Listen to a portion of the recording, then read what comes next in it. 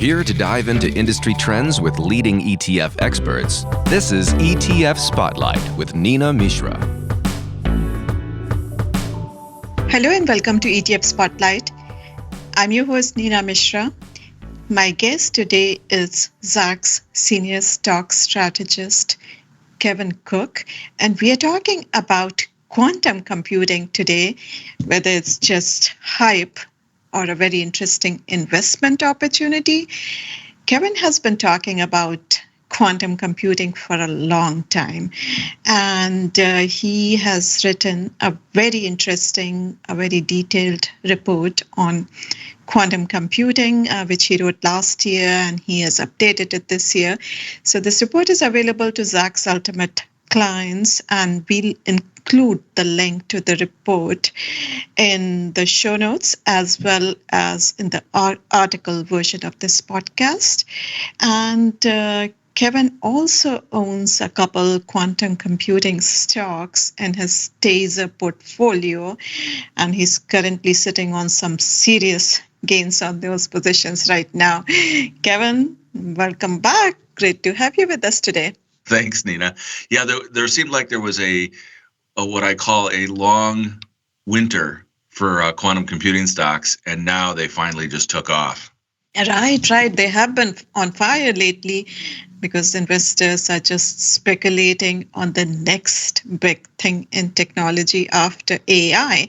And we have seen that this frenzy has intensified since Google revealed its new computer chip, Willow, which can perform calculations in less than 5 minutes that would take one of the world's most powerful supercomputers 10 septillion years. That's 10 to the power of 25 zeros. So obviously this is a very exciting area, but let's take a step back and start with some basics. What exactly is quantum computing? Because some of our listeners may not be familiar with this topic. And in your report, you said that quantum computing is the known unknown, which has the most significant potential power and surprise factor. Could you expand? Yeah, so quantum computing is believed to have potentially incredible power. And you just gave an example of that, doing a computation in 5 minutes that would take millions of years otherwise. So, the funny thing is it's not quite true yet. We're not cracking the most serious problems with it yet. It's still in a development stage. So it's known, its potential power is known. We just don't know if it's going to succeed the way the scientists, engineers, and researchers think it will. So that's why it has like this incredibly asymmetric potential, right? And so we rave about AI, and AI is actually much easier to talk about when you explain what a GPU is and how it runs massively parallel architectures. The quantum world is a little bit weird. So, and there's a lot of math involved and probabilities, and it's just a whole new realm for computing. So if it works, it could definitely be world changing. Right. If it works, then these machines could potentially address all the global challenges. They could solve food shortages, result in amazing drug discoveries, but they can also potentially break encryption on the internet. So we'll talk about that in a little bit. But let's talk how these quantum computers work. So as per my understanding, traditional computers just use binary digits or bits, which can only represent 0 or 1. Quantum computers, on the other hand, use quantum bits or qubits.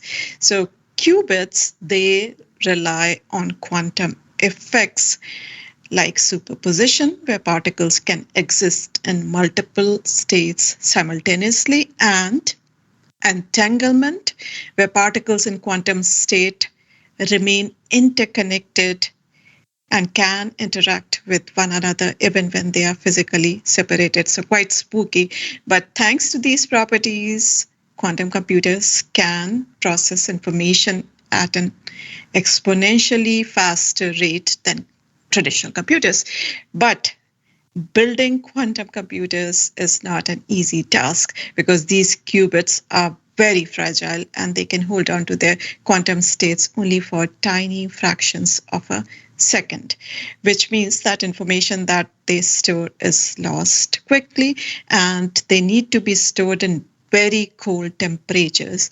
And we are talking about some deep space kind of cold. So I read a report in Financial Times recently. So the report said that these quantum computers will probably need at least 1 million qubits. And the quantum computers that we know of as of today, that exist today, they are nowhere near that level. And scaling up to that level is going to be a huge technological challenge.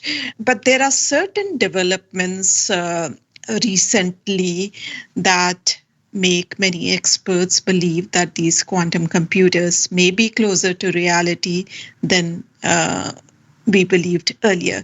And you talked about some of those developments in your report. So could you tell us about them? Sure. And that, by the way, that was a great introduction to, what is quantum computing. You went over some of the basics and you talked about superposition and entanglement. And I just want to tell anybody listening, there are no dumb questions here because, unless you're a physicist, this stuff is over most of our heads. And, I struggled to get it first. But right. What's hilarious is like even the great physicists, I'm going to read a quote from Albert Einstein here. I cannot seriously believe in quantum mechanics because the theory is incompatible with the requirement that physics should represent reality in space and time without spooky action at a distance. That's you used the word spooky, and he was the guy who said that first, and yeah. But even other great physicists, Erwin Schrödinger said, "I do not like quantum mechanics, and I am sorry that I ever had anything to do with it." So the quantum world is weird, and I highlight that in my report how many levels of weirdness there is about it. Roger Penrose says quantum mechanics makes absolutely no sense. So if we start with that some of the greatest minds of 20th century physics struggled with quantum mechanics, then we can kind of give ourselves a break. One simple thing that hit me when I first started studying it is you talked about a bit, is represented by O's and ones, zeros and ones. And we can look at the universe of data we've created with those. What struck me is that if qubits are existing in a probability state, all of a sudden it opens up between 0 and 1 is what probability is all about, right? It's everything that exists between 0 and 1. So if we can, I mentioned Schrödinger, so if we can open the box with Schrödinger's cat in it, at that moment in time, we capture a slice of computed data reality that can be useful to scientists. And as you mentioned, it could disappear quickly. So let's look at some of the developments here. I'm going to go to when I wrote my report again. I originally wrote this report in September of 2023 or October of 2023, when our chief Kevin Matris said, "Give me a prediction report for 2024." And I thought, you know what? The most exciting thing to me is quantum computing. And so I wrote about it, and I told people, listen, the first thing you need to do is develop a semiconductor strategy. You need to decide what 3, 4, 5 semiconductor stocks you're going to own that are also connected to AI. So obviously my number one pick, as always, for 5 years has been NVIDIA. And then you start adding on other related companies and possibly some of the smaller quantum computing stocks because, they've been ignored. Many of them were, they're making new highs now. But let's look at what happened in 2024. The first thing is IBM busted through the 1,000 qubit barrier. So that was a big deal. That happened actually in December of 23, and that was kind of a big deal that they were putting together that many qubits. The second thing that happened is Apple got in the game, and this is not really talked about this much, but Apple launched iMessage with something they call PQ3, which was a new type of encryption using, or at least positioning itself against quantum computing in cybersecurity and cryptography. Then the other exciting thing that happened in 2024 this year was NVIDIA gets in the game. And I know that, eventually Jensen Huang is going to figure this out, and he's going to be on top of the latest innovations and be able to use quantum computing, because he has to think of what comes after GPUs. Well, they launched something called Q2Q. And if you know anything about Jensen, every piece of hardware that they build has a software layer and a software base. And CUDA stands for Compute Unified Device Architecture, which all the developers love. So NVIDIA launching Q2Q as their commitment, to building a software foundation for quantum computing was a really big deal. And then just there's a ton of education now there. In my report, I post 3 or 4 TED Talks or interviews that you can find on YouTube, which are just fantastic for learning about it, where you actually can hear 2 scientists, 2 physicists talking to each other about stuff that's over our head. So those were some of the big things that happened this year. Those are some amazing developments.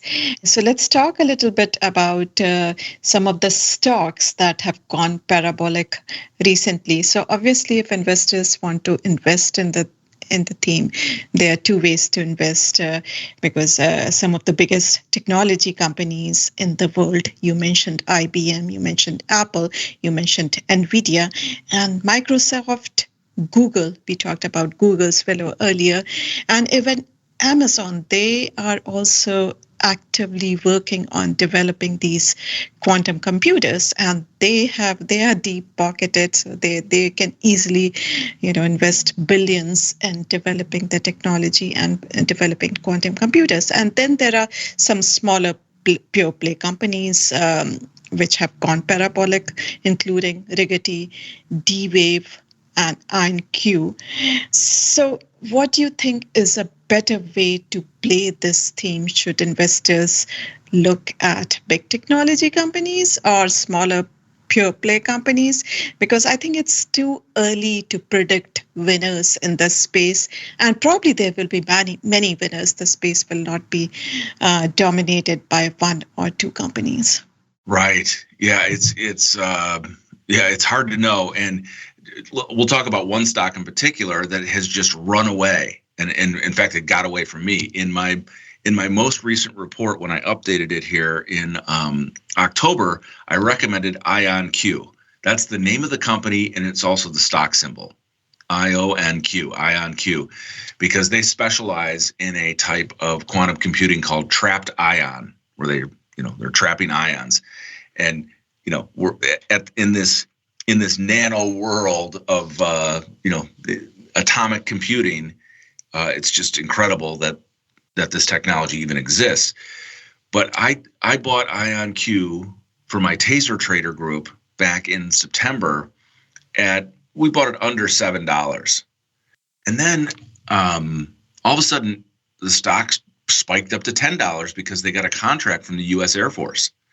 Now it's pretty typical for the government, with the budget they have, the Pentagon can say, okay, we'll try out this experimental technology. So I thought that was pretty cool. So IonQ, and all of a sudden it was trading $12. And I thought, well, we better take the gain here, because I don't, this is the Air Force contract. I don't know if it's big enough. So I sell the stock IonQ for a 75% gain. That stock is now trading new highs today, over 45. Wow. Because it's just been a rocket in November and December. It's up 23% today because a broker, Craig Hallam, which is like a third tier investment bank, they raised their price target from 22 to 45. And before, IonQ was trading above all high price targets, and now there's a price target it's already exceeded that.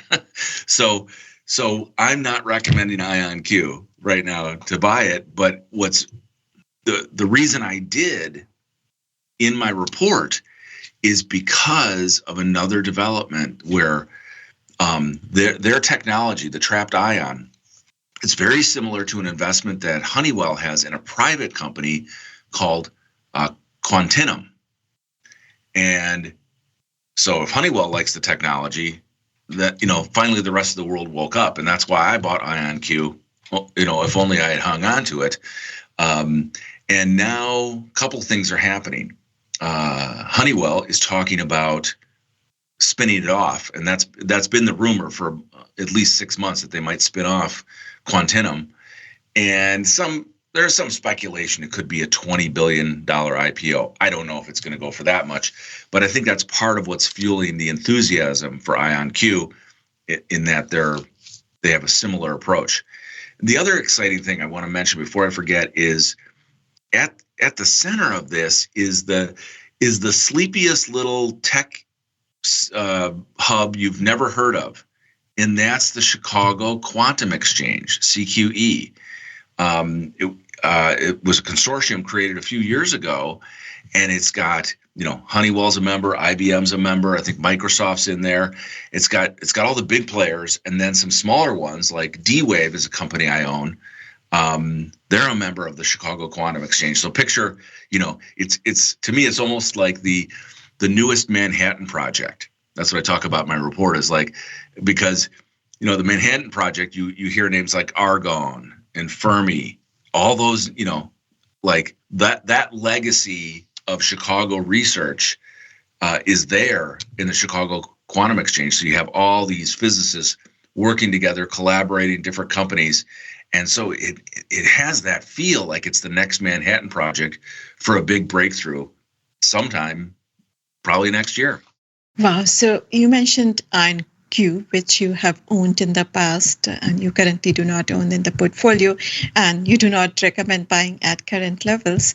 I see that you still own QBTS, and you're sitting at almost 700% gain on that stock, and Rigeting Computing, which is RGTI, and 672% gain on that particular stock. So could you tell us a little bit about these companies, what exactly these companies do, and would you recommend buying the stock at these levels? Yeah, that's a good question. I bought them both when they were trading near $1, and I owned them for quite a while. And Wow. at one point I thought Rigetti might get delisted from the NASDAQ, or at least kicked down to the pink sheets, because it was trading under $1 for like almost a month, maybe 6 weeks.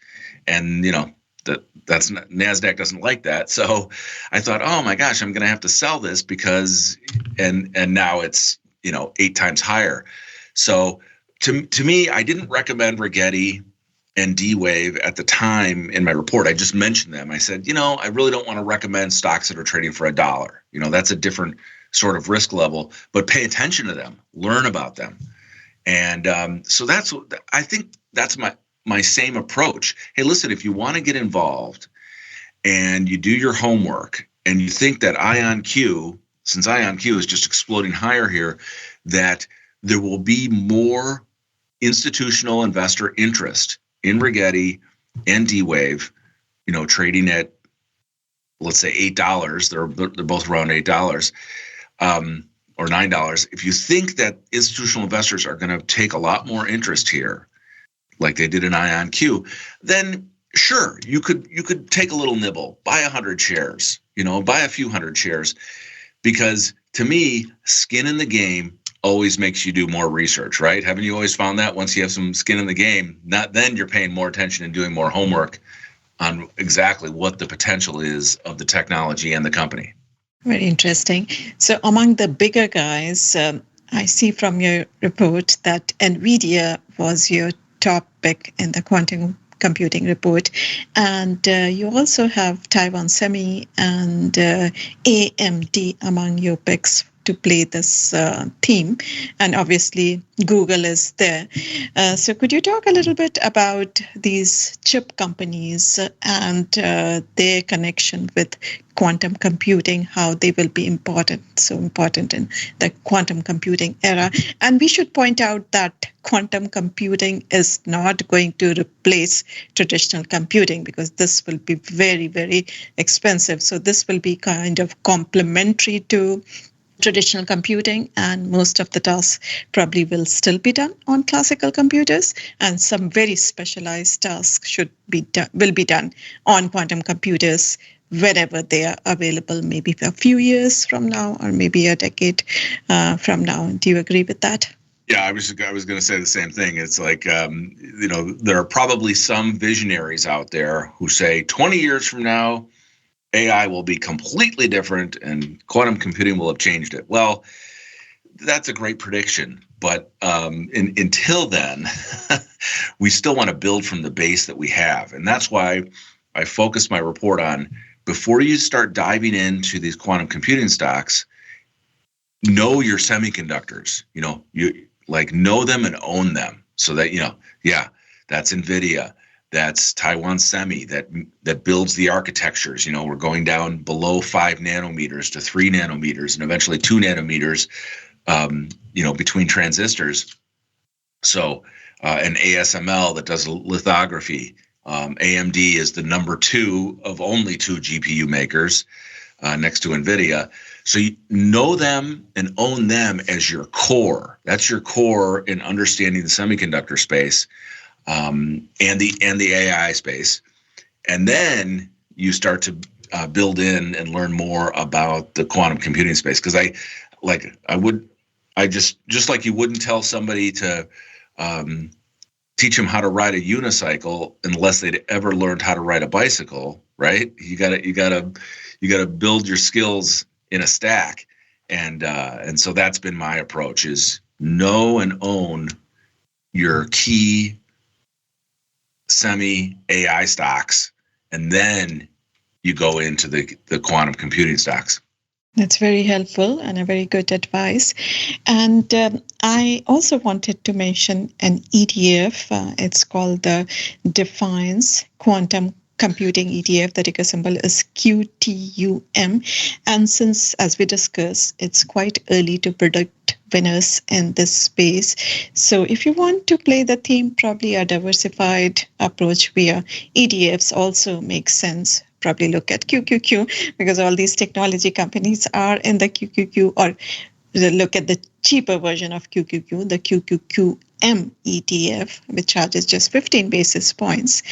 And this Defiance Quantum ETF, this invests in companies which are at the forefront of machine learning, quantum computing, cloud computing, and other transformative technologies. So you'll get exposure to all the technology companies, big tech giants that are working on quantum computing, and also the smaller companies that we discussed today. Kevin, any other closing thoughts? Yeah, so that the symbol for that Defiance ETF, that's QTUM. Mm-hmm. Okay, good. Yeah, so I'm looking at it now, and I'm looking at the holdings, and my 2 little guys, that I bought for $1 last year, Rigetti and D-Wave, are like the top holdings now, just because of the way they've exploded. Well, I'm glad you brought this up, because this is also then my other solution. I'm encouraging people to know and own your big semiconductor AI stocks. Mm-hmm. Right. Mm-hmm. And you don't have to rush out and decide, okay, which quantum computing stock am I going to buy? Buy this ETF, and then you'll pay more attention and you'll start learning about all the companies in it. Mm-hmm. Yeah, so I think that's a fantastic idea. I totally agree with you, and we'll have to leave it there. But Kevin, thank you so much for joining us today. So let's quickly recap the tickers that we discussed today. So we talked about NVDA, which everyone knows is NVDA. We mentioned TSM, ASML, AMD, Google, which everyone knows is GOOG. I talked about Microsoft, MSFT, T. And then looking at the smaller guys that Kevin talked about, Rigetti Computing is RGTI, D-Wave Quantum is QBTS, and IonQ is IonQ. The same symbol as well. We talked about the ETF QTUM, and this is actually rebalanced semi-annually and invest in all those companies. So you can get a diversified exposure to all those stocks, or you could look at QQQM ETF. Thanks for listening. This is actually the last show of 2024, and I wish you all a wonderful holiday season and a very happy and prosperous new year. I'm sincerely thankful for all your support, listens, downloads, feedback, suggestions, and ratings. So we'll be back in the new year with more interesting topics and expert guests. Please remember to subscribe so that you do not miss anything. And if you have any comments, questions, or suggestions, please email podcast@zacks.com. Thank you. This material is being provided for informational purposes only, and nothing herein constitutes investment, legal, accounting, or tax advice, or a recommendation to buy, sell, or hold a security. Do not act or rely upon the information and advice given in this podcast without seeking the services of competent and professional legal, tax, or accounting counsel. Publication and distribution of this podcast is not intended to create, and the information contained herein does not constitute an attorney-client relationship. No recommendation or advice is being given as to whether any investment or strategy is suitable for a particular investor. It should not be assumed that any investments in securities, companies, sectors, or markets identified and described were or will be profitable. All information is current as of the date herein and is subject to change without notice. Any views or opinions expressed may not reflect those of Zacks Investment Research as a whole.